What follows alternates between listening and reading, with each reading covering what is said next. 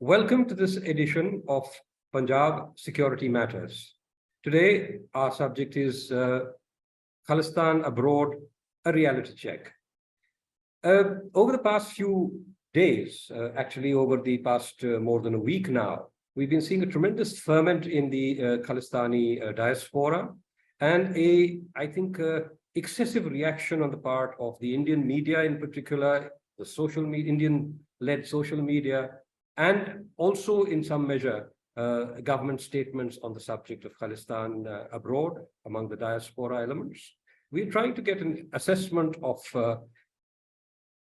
how much of this is accurate in terms of the real presence and influence of these groupings, as well as what the sources of influence, power, and visibility of the Khalistan project are.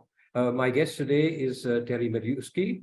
He is one of the very prominent Canadian journalists who has followed the Khalistan movement from its very early years. He is the author of Blood for Blood, 50 years of the global Khalistan project. And I think that tells you in itself precisely what his focus has been.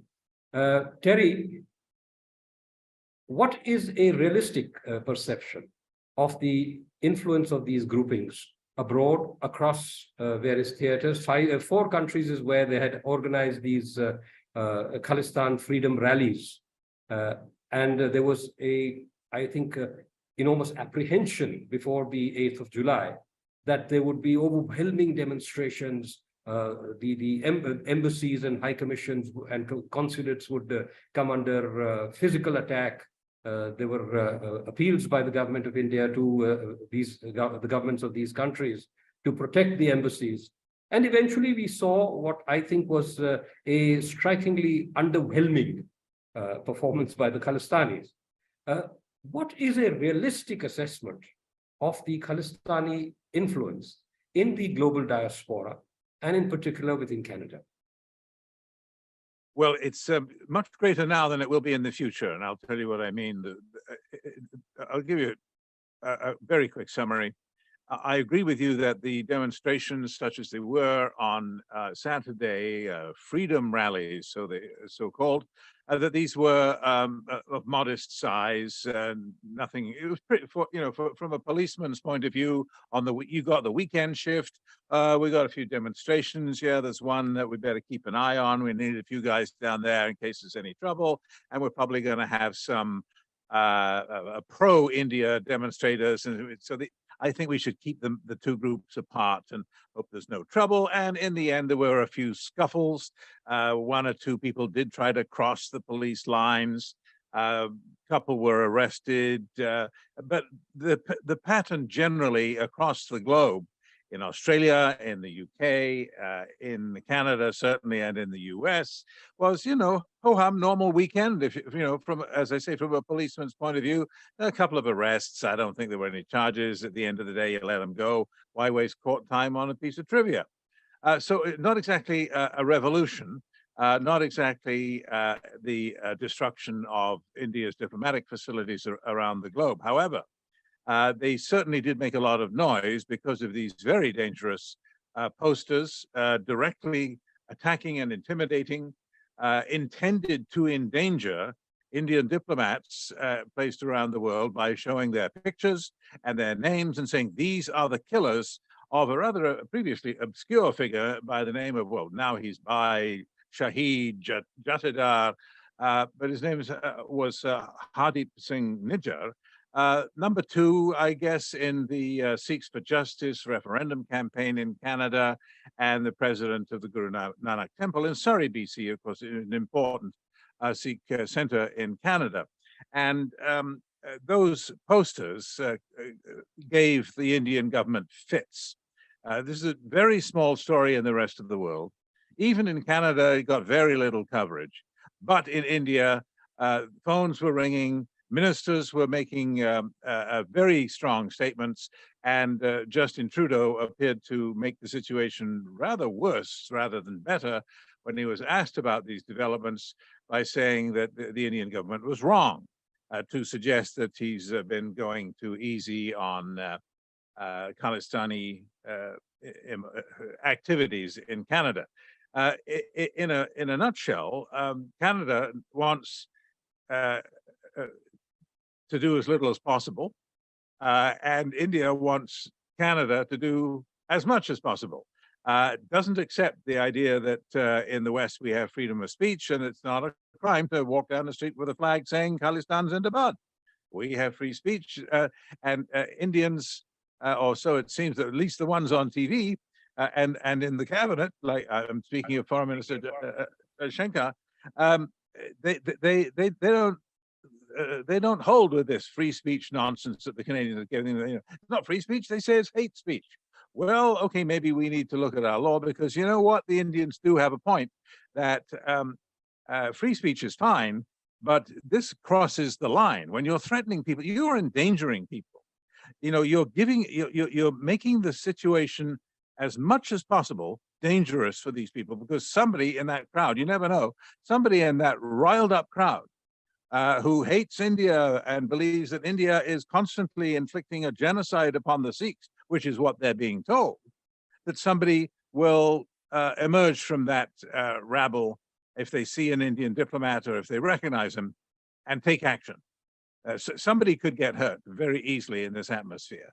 So it's a dangerous situation. You momentarily over here, would you make a distinction? I mean, we all agree there has to be a free speech. You have it, theoretically, we have it as well, a free speech guarantee. But can we make, every country's laws make a distinction between free speech and incitement to offense. Would you consider what has been said precedent to, or the posters that we have been seeing, the social media posts that we have seen, do they amount to incitement under Canadian law? Yes. Well, in my view, I'm not a lawyer, but in my amateur view, yes, it certainly does fit under hate speech provisions in Canadian law, and these people should be prosecuted under that legislation. And furthermore, the legislation should be rewritten to make it even clearer. Because at the moment it speaks of groups. Well, here we do have a group. It's a group called Indian diplomats. So it meets the requirements of the law in that sense. But if you're just one lonely target that's been picked on and targeted for intimidation, and they put your name and your picture on and tell the whole world that you're a killer, which is what happened here, then there's a problem with, in Canada, you're not a group. So it needs to be rewritten, but those are details. But the point is that, yes, there's no question in my mind that this was a case of incitement to injure or worse, and that Canada should have reacted with a much more muscular response, and that, yes, India has a point. However, the Indians all go too far. They say, well, they include under the heading of impermissible the misuse of freedom of expression, they include the expression of separatism, that Punjab should separate and that the Sikhs should have a separate state. Well, that's a political opinion in Canada. That's not hate. So, I mean, we can have a long and quite boring debate about how to define hate. Terry, because we don't go along with that kind of extreme nationalistic line where all criticism is wrong and all criticism has to be suppressed. So we accept the confines of or the limitations on the states under the freedom of speech law, and we accept that advocacy as against incitement is not an offense. So as long as separatism, it's peculiar. You mentioned this, but we also have a member of parliament over here, Simranjit Singh Mann, who has been elected on a separatist agenda for the same Khalistani separatist agenda. And he is in parliament. There is no problem with that. So I think the people who are making noise on social media, indeed some of our officials also, or the official hardening of the official position, I don't think we should take that seriously. We need to talk about people who have, I think, a more refined understanding of these issues. I'd like to go back to what you were saying, that Prime Minister Trudeau's statement, the whole attitude of not doing enough by Canada on this particular and other issues relating to the Khalistanis, where you see photographs or projections or T-shirts of groups that are banned in Canada, such as the Babbar Khalsa International. We see the support, the expression of support to these groups that are banned in Canada. Now, my question is not how is this happening? My question is what a reflection of what you raised. Why does Canada not respond to these offenses under your own law? What is the source of, shall we say, power and influence of the Khalistani lobby? I think we both have sort of come to a conclusion that they do not constitute, and the Bloom report in the UK spoke about the small minority that has hijacked the Sikh faith. Yes. And I think that is a descriptive that would apply equally perhaps to the Khalistanis in Canada. Yes. What are the instrumentalities that have allowed them to hijack the faith, to hijack the position of spokespersons of this faith, and to exercise so much influence on the Canadian government?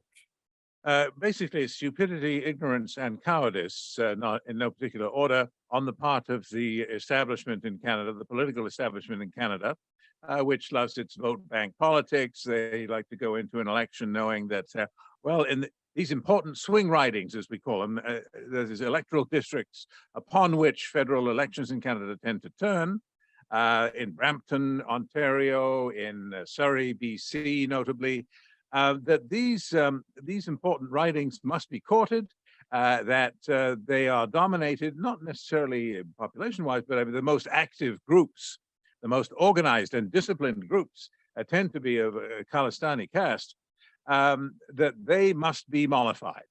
And that the way to get elected is to get that big block of 10 or 15,000 votes from that sector, and then nobody's going to be able to compete with you. So, and that way lies success, and Justin Trudeau has done quite well in that field. So that's the principal answer to your question. However, the role of ignorance and cowardice is also important. By ignorance, I mean they think that the Khalistani speak for the Sikh community in its entirety. They have they've never been to Punjab. They have no idea that there's really microscopic levels of support in Punjab for this Khalistan project. They haven't noticed at all that you mentioned Simranjit Singh Mann has won a federal seat. Fine, first time in about 30 years he's managed to win something. But on the scene in the Punjabi elections, and the last time out they got what, 2.5% of the vote in a majority Sikh state. I mean, 2.5%. It's pitiful, and no seats. And the election before that, they got 0.3% of the vote in Punjab. I mean, none of the above did better than the separatists. And in the most recent one, the BJP, a Hindu nationalist party, got 2 or 3 times as many votes as the Sikh separatists in a Sikh majority state. So that tells you how pitifully weak the support for Khalistan is within Punjab. And politicians in the West, they seem to have no idea. Nobody's told them. They just think the Sikhs are just one monolithic group and they all believe in an independent state. So we better not be unkind about that in our public statements if we want to get elected. The evidence doesn't support any of this, even domestically within Canada. I mean, you look around, it's very hard in practice. If you say you're a Khalistani, it's very hard to get elected in Canada. And but the converse, look at, say, Ujjwal Dosanjh, who rose to be the Premier or First Minister in your language of British Columbia, and also a federal cabinet minister, the most successful Sikh politician in Canadian history, was elected and re-elected for 20 years, at least in Vancouver, as an open anti-separatist. And I could go on, I won't, but the point is that it's ignorance and cowardice, principally, that leads politicians in Canada to sort of be scared of the Khalistan movement, and that the Khalistan movement likes very much. And they like to encourage you to be scared by telling you that any slight move Any reference to Khalistani terrorism in the past must be excised from government documents. You got to sing our tune, otherwise we're going to turn on you at election time, and the politicians tend to cower and comply. Well, you talk about being scared. Now, how is it that there is no security concern? We have seen in India a very, very strong overlap of Khalistani groupings abroad and gangsters, organized criminal groupings. Punjabi gangsters are now one of the very, very serious concerns in Canada as well. And I think there are both in the case of Nijjar's killing and, of course, his background and his associations, as well as the killing last year of Ripudaman Singh Malik, one of the accused in the IC-182 Kanishka bombing. There again, we know of certain overlaps with organized crime. Now, I'd like to ask you two questions here. One, what is the degree of this overlap? And how is it that Canada continues, despite its experience, despite ICA-182, to ignore the criminal linkages of these groupings and the potential impact on Canadian security? Well, in Canada, very often, in Canada's political environment, with the Liberal government supported by a left-wing minority party led by, guess who, Jagmeet Singh, as you well know, who is a Khalistani sympathizer, there's no doubt about it. In that political environment, it's considered really a little bit racist to mention that there seems to be a disproportionate connection between this particular community and the world of organized crime. And of course, there is something racist about it if you put it, as I just did, this community. But of course, it's not this community. It's not the Sikh community. There's 750,000 Sikhs in Canada now. It's only just that microscopic minority within that community, a separate body, not the Sikhs, but the Khalistanis. That's where the problem seems to lie. So it's important to make that distinction. Sikh does not equal Khalistani. And they try to erase that distinction. If you say anything bad about Khalistanis, you're anti-Sikh. And you say, I didn't say anything about Sikhs. It's as though if I deplored drunk driving, somebody said, well, you're biased against drivers. No, I only talked about the drunks. And they try to get rid of that distinction and hide behind the skirts of the Sikh community in general. So there's that. The other issue that I think is coming to the fore now, in the way you mentioned the Malik, I'll say a word about Malik and Nijjar. If you want to go further, by all means, pursue it. I'll just give you the short version. Malik stood as the most important Sikh in British Columbia for many years. He was an extremely successful businessman, and he became the financier of the Baba Khalsa around the time of precisely the time of the Air India bombing in 1985. He financed Talvinder Parmar, the mastermind of that bombing, and $10,000 checks would come in from Malik. They were wiretapped talking about these checks. Parmar drew on those checks to get some $3,000 out of the bank in cash. His buddy who was managing the bank account said, well, why do you want it in cash? And Parmar said, well, don't talk about that on the phone. Guess how much the tickets cost for the Air India bombing? $3,000 in cash. So the atmosphere at that time that Malik entered was a pretty dangerous one, very sinister, very secretive. They were plotting something terrible. And of course, it came to pass. Although it was only half successful, there were two bombs aiming for two planes. The first one went off on the ground in Japan, killed a couple of baggage handlers. Only one went off in the air. And of course, that was a catastrophe. By far the worst mass murder in Canadian history anyway, and the worst incident of aviation terrorism ever anywhere until 9/11. So that's the background. And I'll fast forward, if I may.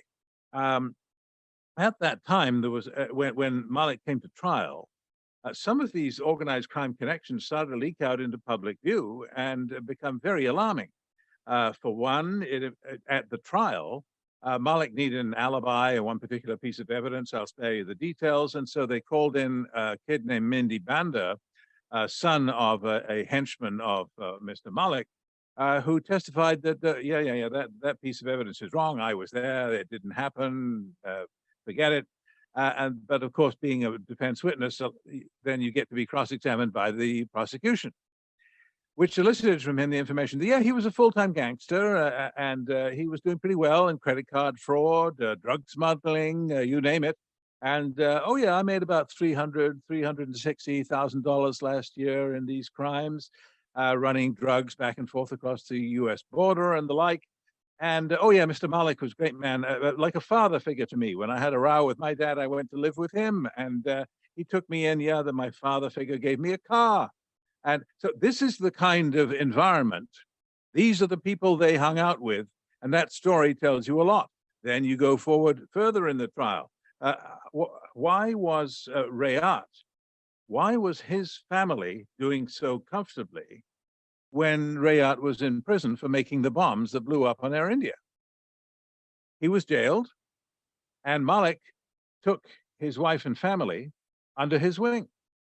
And checks went under the table, cash went under the table, free accommodation, free education at Malik's Khalsa school for the Rayat family, added up, and at a minimum, it comes to well over $100,000 that Malik paid to the family of the bomb maker. Oh, not suspicious at all, right?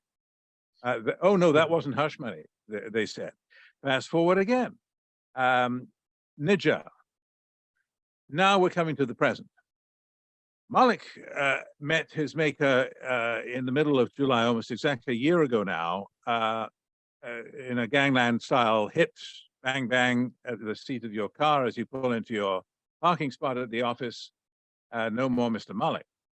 And the police didn't seem, they caught the shooters, but who paid them? Who hired them? We still don't know. We have some suspicions, but we don't know for sure. So speculation, though, centered on rivals for prominence in the Sikh community to Mr. Malik, who was by then 75 years old. He'd had a pretty good run. He'd got off on the Air India charges. He'd reconstituted his financial empire. He did okay, and then he was disappeared. So it turned out that in his last interviews, Malik had identified Mr. Nijar as a threat to his life. It turned out that they were at daggers drawn. There was bad blood between them. There was a lawsuit between them over a dispute. Malik was trying to make some money printing the Sikh holy book without the necessary approval or license from the religious authorities in Amritsar. And there was then a dispute over the actual physical printing press, which was taken away and put at Nijar's temple, the Guru Nanak temple. Long story short, the finger of suspicion was pointed at Mr. Nijar. May I just interrupt you momentarily over here? Just a couple of months before Malik's killing, I think Nijar went into a fairly extended rant at the Gurdwara in Surrey, where he described, and he used some very bad language. You're quite right about Mr. Malik, and the timing is significant. He made that speech, at least the first of those speeches, he made a few weeks after Malik wrote a gushing letter to Narendra Modi, no less, thanking Prime Minister Modi for the wonderful things he was doing for the Sikhs. Oh, that must have been regarded as treachery by Malik's friends in the Khalistan movement. I mean, saying anything nice about any Indian government, I mean, that is a no-no.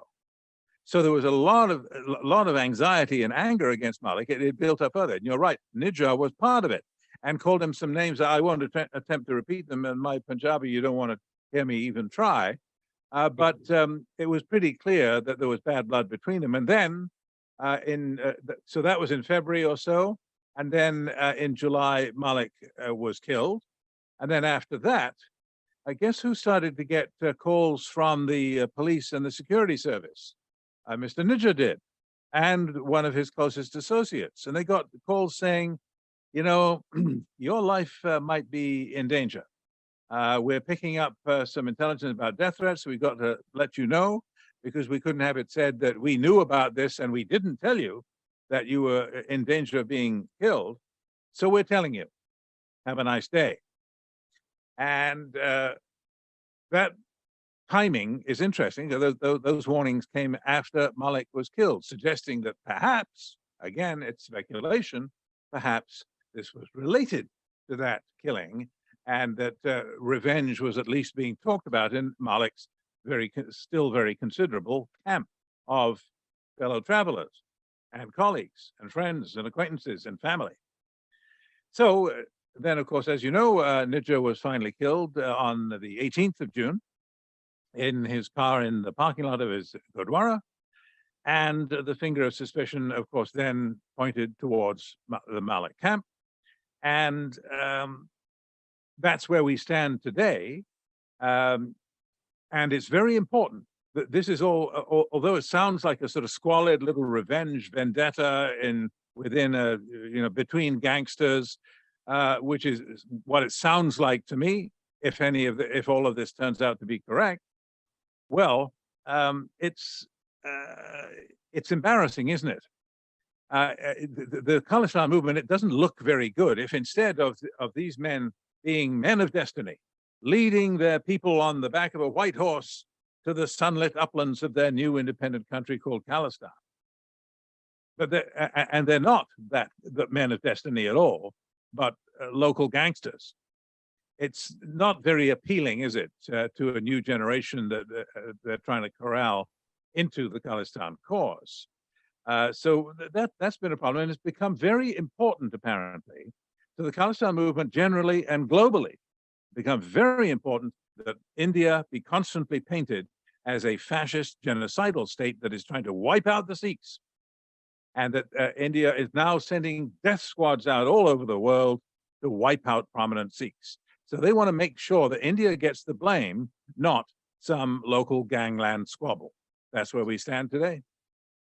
Well, on this, over the past at least 3 to 4 years, what we've seen in India is that almost all Khalistan-linked incidents, even where they are not fatal, but prominent incidents like the RPG attack on the Punjab police intelligence headquarters, they all link back to criminal groupings abroad, with, of course, some Khalistanis involved in, bringing in these groupings.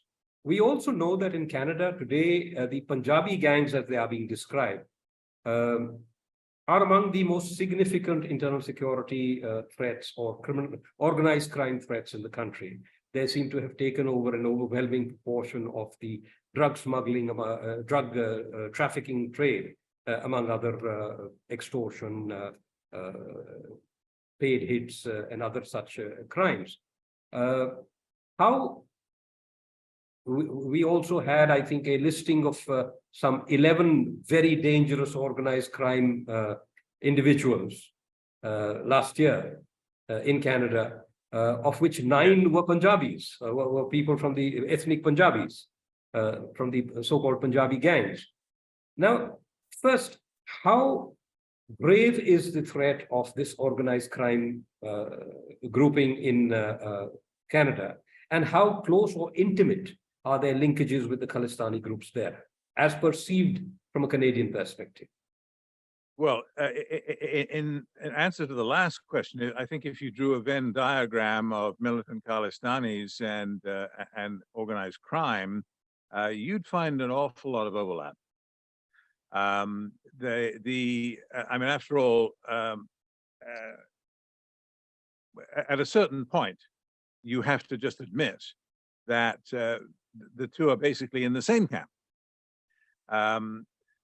Remember that Khalistanis, almost by definition from the very start, they saw themselves as outlaws. They're not seeking to integrate themselves into Canadian society.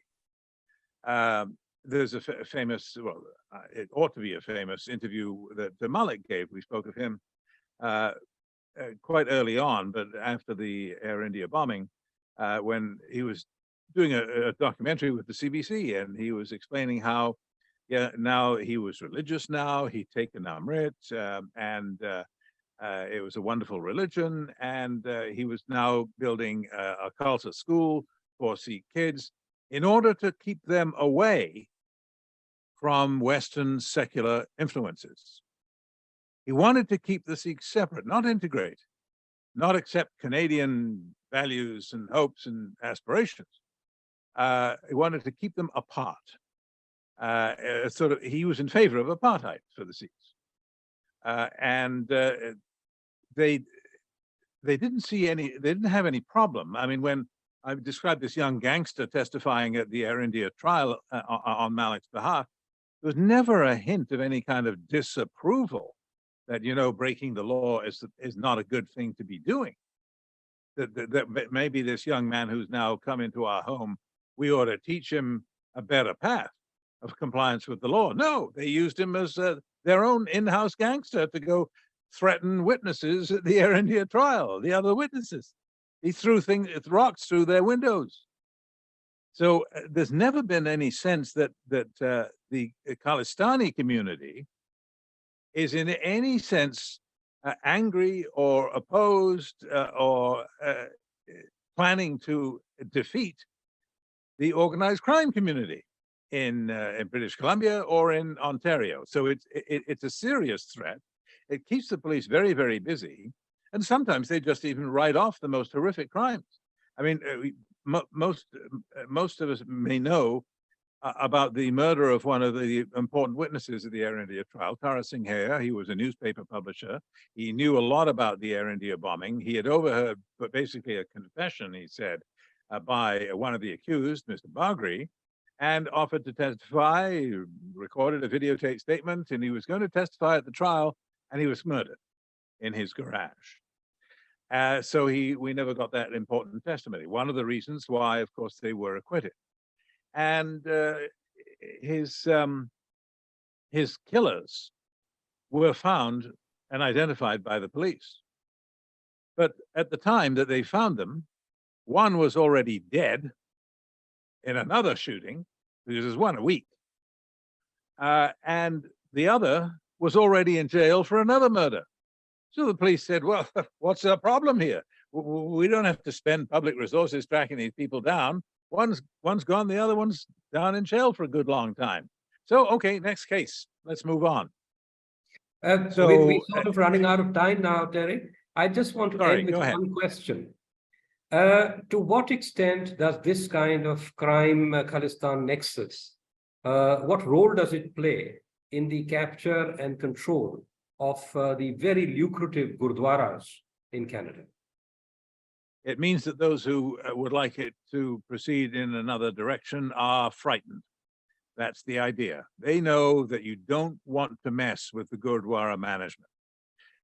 In British Columbia, for example, there's a split now clear between the Dashmas Taba, the more fundamentalists, Khalistani temple in Surrey, and the Ross Street Temple in Vancouver, the biggest, oldest. And that's where the moderates, if you can call them that, go for the Vaisakhi parade. They don't go to the other one in Surrey because they know those associations who want to stay away from.